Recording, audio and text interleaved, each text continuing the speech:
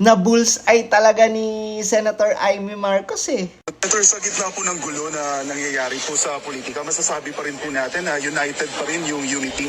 Sa kasasabi ko lang, kung yung mga principal, yung kapatid ko, ako, si Vice President Sara, si PRRD, palagay ko hindi naman problematic. Yung iba na nanggugulo dyan, ewan ko na lang.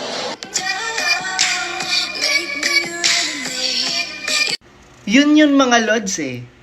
'Di ba? Okay naman yung president and vice president natin. Kahit nagsasalita si former President Duterte, pero never naman niyang siniraan si President BBM.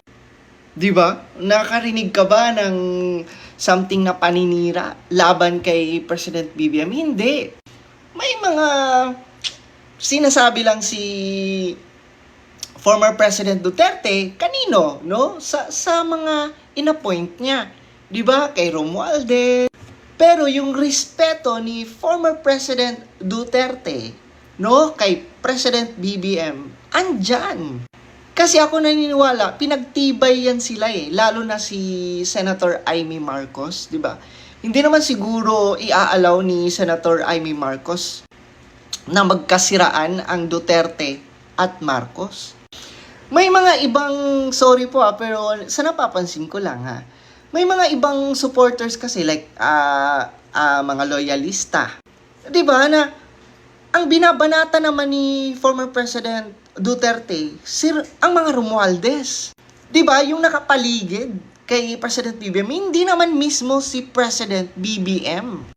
Pero yung makapag-react yung iba lang naman na may misinterpret nila at sinasabihan agad nila na against si former President Duterte kay President BBM, which is hindi naman eh, di ba? Naririnig mo nga, every interview at kinakamusta si former President Duterte kung kamusta, no, ang performance ni President BBM right now. Wala naman siyang masamang tinapay. Di ba? Sinasabihan nga niya na maganda yung simula ni President BBM. And tingnan pa natin sa mga susunod, 'di ba, na panahon. 'Di ba, meron nga akong narinig na interview na okay yung ginagawa ni President BBM na pumupunta-punta sa iba't ibang bansa. 'Di ba? Kasi sabi pa nga ni former President Duterte, para din 'yan sa bansa, no? Kapakanan ng bansa. At maganda iyan para makahikayat ng maraming mag-invest sa Pilipinas. Ang nakikita ko lang kasi talaga dito mga lods, bakit nagkakanda gulo-gulo? Kasi yun na nga, 'di ba? May iba, no, na iniisip na agad yung next election, 'di ba? May iba na ang intention at iba na ang hangarin. 'Di ba? Na hindi na nila iniisip yung magserbisyo sa mga Pilipino. Ang iniisip nila, 'di ba, na mananalo sila dun sa election. 'Di ba? Mananalo sila dun sa next election, na magpe-prepare na sila for the next election. And knowing VP Inday Sara, hindi ka naman yan tatratuhin ng hindi maganda kung maayos din yung pakikitungo mo sa kanya. Pero pag trinaydor mo yan at sinira mo ang tiwala niyan, ganyan talaga si VP Inday Sara. Kaya ako, siguro, pinipili na lang talaga ni VP Inday Sarang manahimik.